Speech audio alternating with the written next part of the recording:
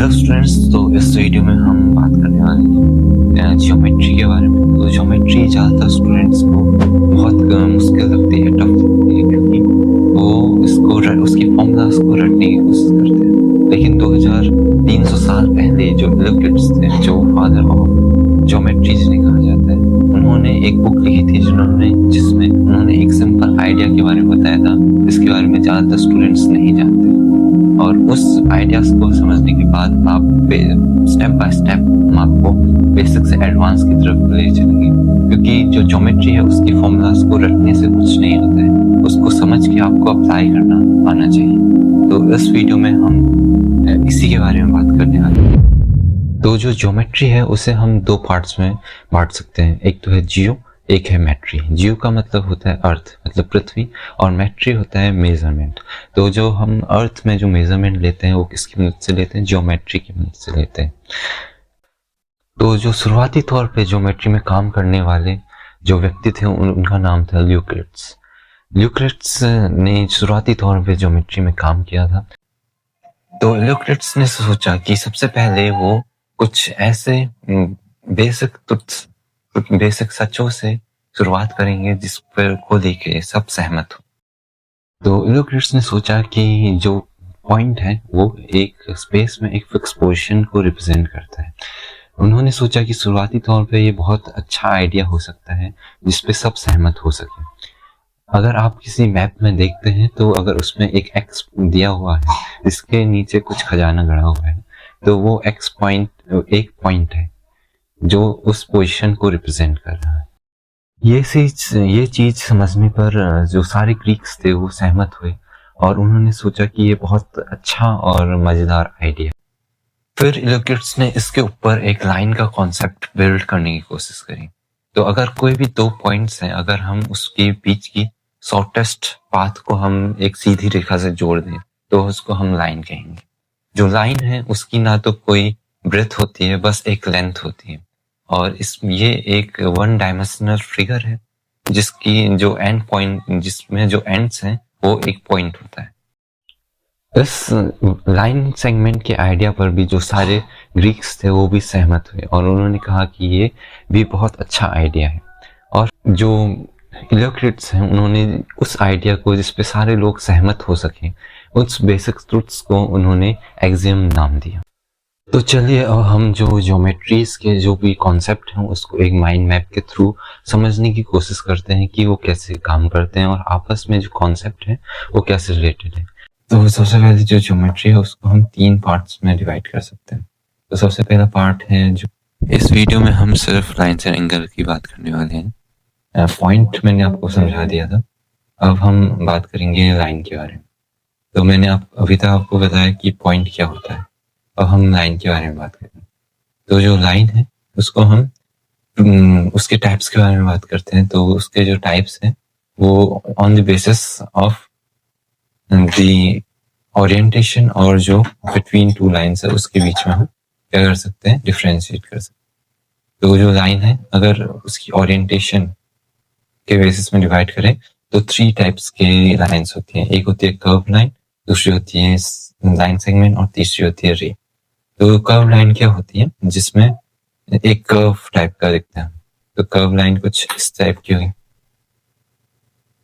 तो जो curve line है उसमें हमें क्या दिखेगा, एक कर्व पाथ दिखेगा। जो लाइन सेगमेंट है उसमें क्या होगा, 2 पॉइंट के बीच में एक जो छोटी सी डिस्टेंस जो मैंने आपको पहले बताया था वो है, और जो एक लाइन है जिसका कोई एंड नहीं है उसको हम कहते हैं रे। ठीक है। पैरेलल लाइंस के बारे में हम बात करते हैं। तो जो पैरेलल लाइंस हैं वो क्या होती है, अगर हम उसको इनफाइनाइट तक एक्सटेंड करते हैं तो वो क्या करते हैं, कभी मीट नहीं करते हैं, तो उसको हम कहेंगे पैरेलल लाइंस। तो पैरेलल लाइंस क्या है, जैसे ये और ये दोनों क्या कर रहे हैं, अगर इनको इनफाइनाइट तक एक्सटेंड किया जाए तो ये क्या करते हैं, मीट नहीं करते, तो ये क्या हो गए, पैरेलल लाइंस। अब हम बात करते हैं परपेंडिकुलर लाइंस की। तो ये बेसिक्स है, हम बेसिक फाउंडेशन से स्टार्ट करेंगे और आपको थोड़ा जो बेसिक टर्म्स है वो आ जाए, ये हमारा इसमें मोटिव है। तो फर्स्ट के बाद हम बात करेंगे परपेंडिकुलर लाइंस की। जो परपेंडिकुलर लाइंस है, अगर दो जो लाइंस है उनके बीच में जो एंगल है वो 90 डिग्री का होता है तो हम कहते हैं परपेंडिकुलर लाइंस।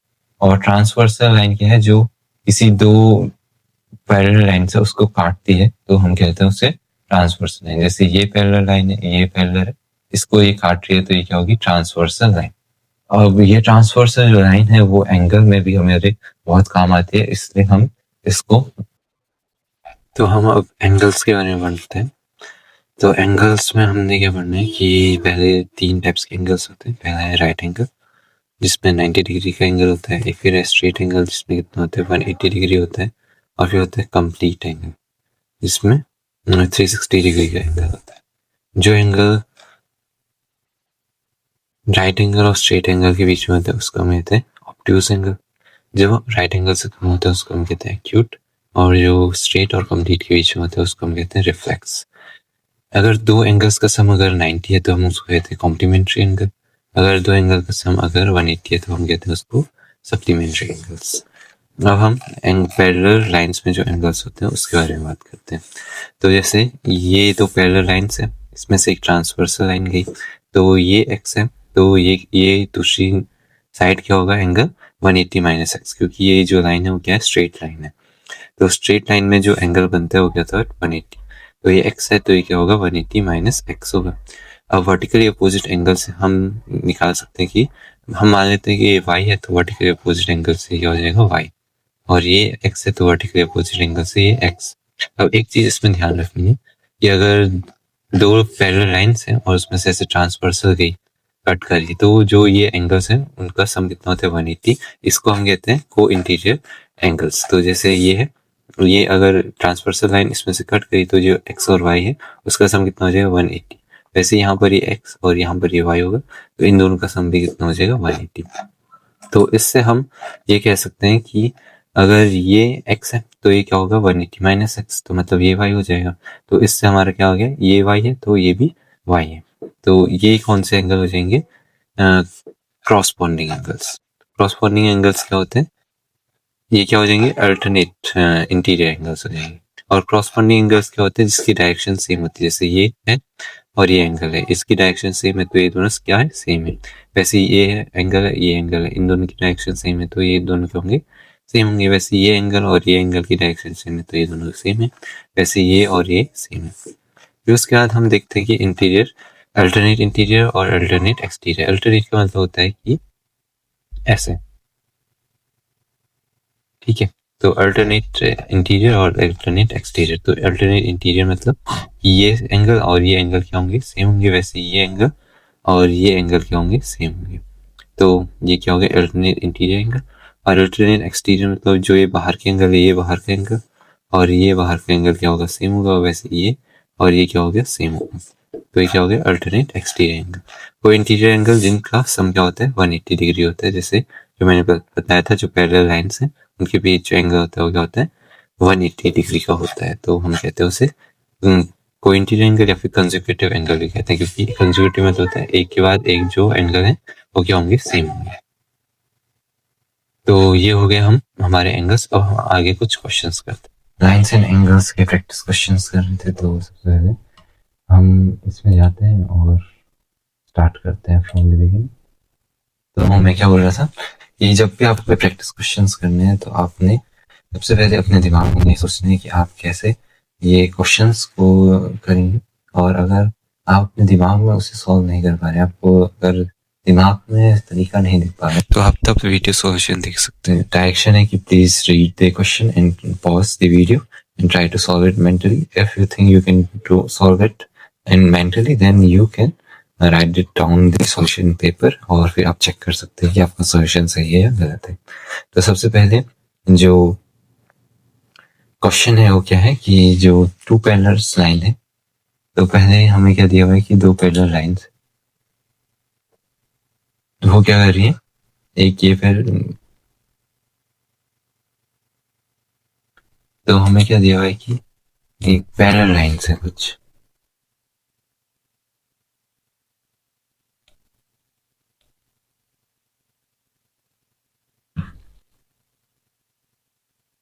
ये और ये एक पैरेलल लाइन है। तो हमारा जो ये है, ये एक 130 डिग्री का एंगल बना रहा है और ये भी 130 डिग्री का एंगल बना रहे हैं। तो हमें बताना है कि ये जो दूसरा एंगल है वो कुछ नहीं होने का, तो ये कौन से उससे बन रहा है, क्रॉसपोंडिंग एंगल वाला क्वेश्चन।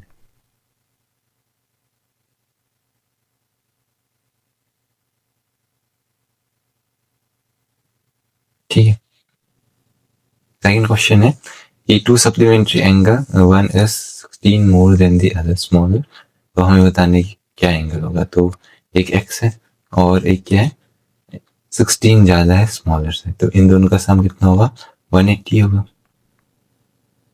तो कितना आ गया, 2x is equal to 180 minus 60 is equal to 164।